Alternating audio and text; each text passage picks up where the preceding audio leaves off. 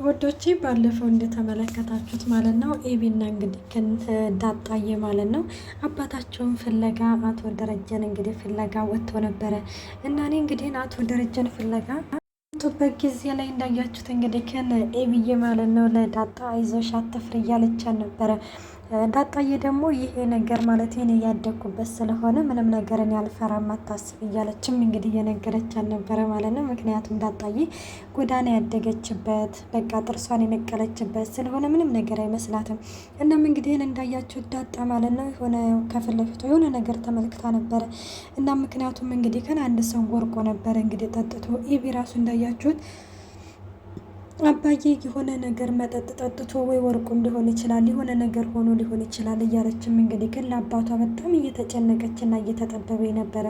እናም እንደዛ በሆነበት ጊዜ ላይ እንግዲህ በዚህ ጊዜ እንግዲህ ዳጣ ማለት ነው ቆይ ግን አንቺ ይቅርታ ላደርግለትም ብለሻል ነበር እንዴት ይቅርታ አደረግሽለት ስትልም እንግዲህ ትነግራታለች። እንዴ አባቴ እኮ ነው እንዴ ሁለት ልጅ እኮ ነው ከሌላ የወለደለት አሁንም ቢሆንም ይቅርታ አላደረግኩለትም ግን ደግሞ አባቴ ነው ምንም ነገር እንዲሆን አልፈልግም ስትልም እንግዲህ ትናገራለች። መጀመሪያ ለማንኛውም እሱን እናገኘውና ስለሌላው ነገር ሁሉም ነገር ቀላል ነው እያለችም ኤቢዬም እንግዲህ ነገሮችን አሁን ላይ ቀለል አድርጋ እንትን ብላለች። እና ያ ሰውዬ እንግዲህ እንዳያችሁት እንደተመለከታችሁት የሆነ አስፋልት ዳር እንግዲህ በአፍጢሙ ዲፍት ተብሎ እንግዲህ ሲገለብጡት ደረጃ አልነበረም እና እንግዲህ እነሱም ደንግጠው ወደ ኋላቸው ይመለሳሉ። ደረጃ ግን ውስኪ የሆነ ፊት ለፊቱ ደቅ አድርጎ ቢሮ ነበረ። ከቢሮም አልተነቃነቀም። ምክንያቱም እኔ እሱ ቢሮ ነው የምውለው የማድረው በማለትም ወደ ቤትም ሄጄ ምንም ነገር የማመጣውት ነገር ስለሌለኝ ስለዚህ ከዚሁ ማደር አለብኝ ብሎ ቢሮ ነበረ እንዳጋጣሚ። እናም እንዳጣይና እንግዲህ ኤቢዬ ተሯሩጠው እንግዲህ ቢሮ ሲሄዱ ደረጃን ቢሮ ያገኙታል። ቆይናና ምን ልትሰሩ ነው የመጣችሁት? እንዴት በዚህ በሌሊትስ ትመጣላችሁ? እያለ ደረጃም እየተቆጣቸው ነበረ። አባዬ ተነሳ በል አሁኑኑ መሄድ አለብን። ቆይናና ምን ትሰራለህ ከዚህ እያሉም እንግዲህ ነግሩታል። አይ በፍጹም እኔ አልሄድም ወደ ቤት አሁኑኑ በሎሪያል ጠርታችሁ ወደ ቤታችሁ ሂዱ። እንዴት በዚህ በምሽት ትመጣላችሁ? አበቄል እያለም እንግዲህ አቶ ደረጀም እየተቆጣቸው ነበረ። ደረጀ በነገራችን ላይ ሁለትም ልጅ ቢወልድም እንግዲህ አውቁ አይደለም ስንቱ እንግዲህ ይወልዱ እንኳን የሆነ የመጸጸት እንኳን ስሜት እኮ የማይሰማው አለ። ስለዚህ ግን አሁን ላይ ደረጀ ግን እንዳያችሁ በማርታ ላይ ባደረገው ነገር በጣም እየተጸጸተ በጣም ከሚባለው በላይ እንግዲህ በጣም በቃ የሆነ ልቡ ተሰብሯል ማለት ነው። ምክንያቱም ማርታን ከድኋት ማርታን እንደዚህ አደረኳት ከገዛ ሰራተኛዋ ጋር እያለም እንግዲህ ለአመታት በጣም ሲጨነቅና ሲጠበብ ነበረ። እናም ደግሞ ማርታ እንግዲህ እንዳሰበችው ለ20 ምናምን አመት እንግዲህ አይደለም የማገጠባት ይሄንን ነገር እንግዲህ ሰላም በፍቅር ማለት የሆነ ማስረዳት ነበረባት። እንግዲህ ግን ደግሞ ሰላምዬ እናቴ በጣም ግን እንጃ ሰላምዬ እኮ በጣም መልካም ሰው ትመስለኝ ነበረ። እኔ በእርግጥም ማለት ያው እኔ ልጅ አሁን ድጋሜ በመውለዷ እኔ በሰላም ላይ አልፈርድም። ማለት እንግዲህ አንድ ልጃችሁን እንግዲህ ጥሎባችሁ እንዴት ነው ዝም ብላችሁ የምትቀመጡት? እኔ በልጅ በመውለዷ ጥፋተኛ ነች እያልኩኝ ሳይሆን ግን አሁን ላይ ከተፈጠረ እንኳን በኋላ የሆነ የመጸጸት እንኳን ስሜት ምክንያቱም ማርታ ለሷ ብዙ መስዋዕትነት ከፍላላታለች አይደለ? ስለዚህ እንደዚህ አልነበረም የማርታን ውለታ መመለስ የነበረባት ብዬ ነው እኔ የማስበው።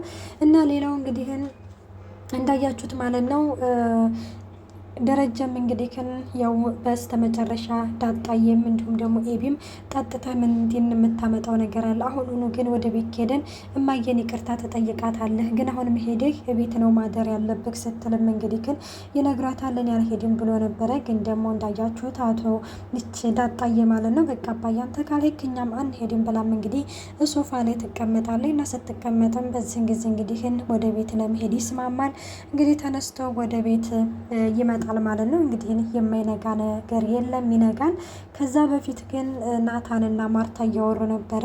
ማርታ ግን ሰላምዬን ሄድና ቤት አምጣልኝ እያለችው ነበረ። በዚህ ጊዜ ናታንም እንዲህ ለምንድን ነው ይዤት የምመጣው እማዬ በማለትም እንግዲህ ሲነግራት ነበረ። ምን ልትያት ነው ሲላት እሷን ምን እንደምላት ለራሷ ነግራታለሁ፣ ግን አንተ ከቻልክ ሄድና አምጣልኝ በማለትም ትናገረዋለች። አይ ቤት ከማመጣት እንኳን እማዬ ማለት እሷ አለችበት ብንሄድ አይሻልም ስትልም ትነግረዋለች ማለት ነው። እሺ በቃ ናታን አትጨነቅ፣ ነገ ጠዋት ወይ ትወስደኛለህ ወይ ታመጣታለህ በማለትም ትነጋገራለች። እሱም እንግዲህ ክንሽ ይላታል። ሰላም ጤና ይስጥልኝ ውድና የተከበራችሁ የቻናል ቤተሰብ እንዴት ናችሁ? ደህና ናችሁ ወይ? ያለው እግዚአብሔር ይመስገን። እንኳን በሰላም መጣችሁ ወደዚህ ቻናል። ለዚህ ቻናል አዲስ ሲሆናችሁ ሰብስክራይብ በማድረግ ቤተሰብ ሁኑ። እንዲሁም ነባሮች ስለምታበረታቱኝ እጅግ አድርጌ አመሰግናለሁ። ተወዳጅና ልብ አንጠልጣይ የሆነውን ዳጣ ድራማ ይዘንላችሁ ቀርበናል። እናም እንደዛ እንግዲህ ከተነጋገሩ በኋላ ማለት ነው ያው ደረጀም ቤት መጥቶ ነው ያደረው። በንጋታው ለዛየነች ወደ ገዜ ጋር በመሄድ ደህና አደርክ ገዜ እያለችው ነበረ። እውነት ግን ለምዶብሽ ነው እንጂ የኔ ማደርና ለማደር እንደው አሳስቦሽ ነው ሲልም እንግዲህ ትናገራለች። ከዛ አንተ ደግሞ እንደው በጠዋቷ ማነው ላይ በልስት እያለችም ትናገራለች። ግን እንደው ይኸውልህ አንድ ነገር ልንገርክ፣ እትዬና ጋሼ ጥሩ ሁኔታ ላይ አይደሉም። ጋሼ ራሱ አዳሩን ሲያወራ ነው ለብቻ ያደረው። ስለዚህ መውደቂያ ፈልግ ትለዋለች። ለዛዬ ከምንም በላይ እንግዲህ ግን ያሳሰባት ነገር ሁሌ አመለከታታለሁ እና ማለት እያየኋን ነበርና በቃ የሆነ መውደቂያችን ምን የሆነ አይነት ነገር ነበር እንጂ የነሱ ትዳር ወይም ደግሞ የነሱ ጠብ አንድም ቀንም አሳስቧት አያውቅም። አንቺ እንዲሁ ቆይ እድሜ ለጉልበትሽ እናቴ፣ ወደ አንዱ ጋር ተሄዱ እኮ እንትን ይባላል። ይሄ ግን ስንት ዓመት የተገነባ ቤት፣ ስንት ዓመት የተለፋበት ትዳር በአንድ ቀን እንደዚህ ብትንትን ሲል እየተመለከታቸው፣ እሷ ግን ምንድነው የሚያሳስባት መውደቂያ ነው። እና ለጊዜም ራሱ መውደቂያችን ምን ይሆን መውደቂያችን የት ይሆን እያለችም እንግዲህ ስለ መውደቂያዋ ነው እያሰበች ያለችው። እናም እንደዛ ሲልም እንግዲህ እናንተ ሴቶች እኮ እኛን ወንዶችን አቃጥላችሁ ልትደፉን ነው። እናም እኮ ከሴት ይልቅ እንደውም ወንድ ነው አስቀድሞ የሚሞተው የሚባል ወሬ ሰምቼ ነበረ ሲልም እንግዲህ ግን ገዝም ይመልስላታል። ኧረ እባክህ እንደዛ ነው፣ እኔ እንደውም ላገባ ነው ማለቴ ማንን ነው የምታገቢው? አቻን ነው ኦቲ እያለም እንግዲህ እሱም በእርግጥም ያው የፍቅራቸው ነገር ባይዋጥላቸውም ያደርግልሽ እያለ ነበረ። አሁን ላይ እንግዲህ በአንድ ነፍሳችሁ በኋላ ያዙ ልቀቁኝ እንዳትሉ እያለ ነበረ።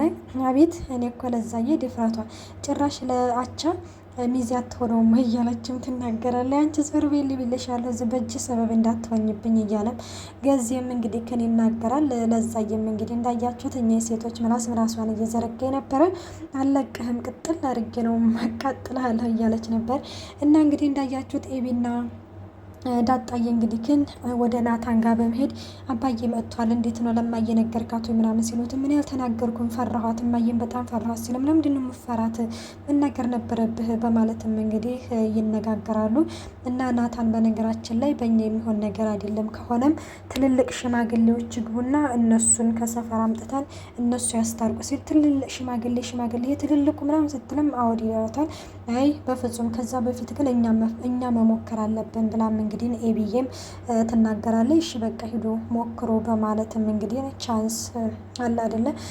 በነገራችን ላይ ማርታዬ ይቅርታ ከማረጓ በፊት ስለ ዳጣ ማወቅ አለባት። አዎ እንዴ ደግሞ ሁለተኛ በዳጣ መቼ ልታቅ ነው እያለን እንጨነቅ እንዴ? ማርታስ ብትሆንስ ሁለተኛ አሁን ስለ ዳጣ ስታቅ ምን የሚፈጠር ይመስላችኋል? ስለዚህ ደረጀ ይቅርታ ከጠየቀ ይቀር ሁሉንም ነገር ፍርጥርጥርጥ አድርጎ ይናገር። ስለ ዳጣም ሁሉንም ነገር ወይ ሰላም ሆነች ወይም ደግሞ ደረጀ ይናገሩና ከዛ ወደ ማርታ ያው እኛም ብንሆንም ጫና አድርገን በኮሜንት ማርታ ይቅርታ ታድርግለት እያለን ያው የኛ የኮሜንቶች ነገሮች እንግዲህ ያው ድምጻችን ይሰማል በሚለው አንጻር ነው። እና ያው ማርታ ይቅርታ ታደርግለታለች። ማርታ በነገራችን ላይ ደረጃን በጣም ተወዳለች ከሚባለው በላይ ታምነዋለች። በነገራችን ላይ አቶ ደረጀ ካሁን በፊትም ካያችሁት ወደኋላ መለስ ብላችሁ ሊነግራት ነበረ እኔ ልጅ አለኝ ብሎ ሊናገር ሲል እሷ ግን አንዳንድ ነገሮችን እስከ መቃብር ድረስ ይዘናቸው እንርዳለን እያለች ነው። ቆይ ግን እኔ ማርታ ግን ይሆን እንደው ታያላችሁ ማርታ የሆነ ሚስጥር አላት። ማርታ የሆነ ሚስጥር እንዳላት እኔ አውቃለሁኝ።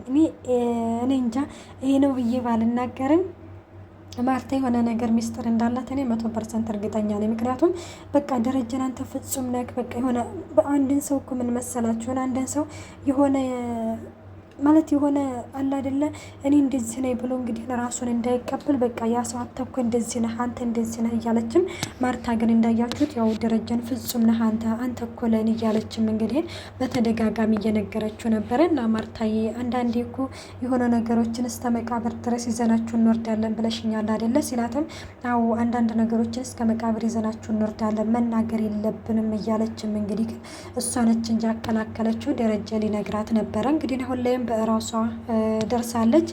ይቅርታ ታድርግለት ነው የምንለው። ደረጀም ስለ ዳጣ ይናገር ነው የምንለው። እና ወዳች ዳጣ ድራማ ይሄን ይመስል ነበር። በቀጣይ እስከምንመጣ መልካም ቆይታ። ባይ ባይ።